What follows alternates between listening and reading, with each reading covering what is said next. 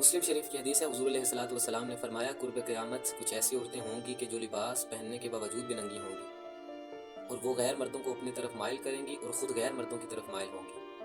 پھر حضور علیہ الصلوۃ والسلام نے فرمایا کہ ان کے بال ایسے ابھرے ہوئے ہوں گے کہ جیسے بڑے بڑے اونٹوں کی کوہانیں۔ پھر آپ نے فرمایا کہ وہ جنت میں داخل نہیں ہو سکیں گی، حتیٰ کہ جنت کی خوشبو بھی نہیں سونگھ سکیں گی، اور جنت کی خوشبو تو کئی میل دوروں سے آ جائے گی۔ آج اگر ہم دیکھیں تو ہمارے معاشرے کا بالکل ایسا ہی کچھ حال ہے۔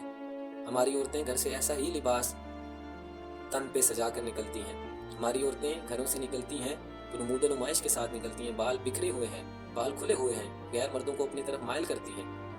اور اس میں قصور ان عورتوں کا نہیں ہے بلکہ ان مردوں کا ہے جو انہیں روکتے نہیں ہیں۔ وہ اکبر الآبادی نے انہی کے بارے میں شاید کہا تھا، ایسے مردوں کے بارے میں کہ جو اپنی عورتوں کو روکتے نہیں ہیں۔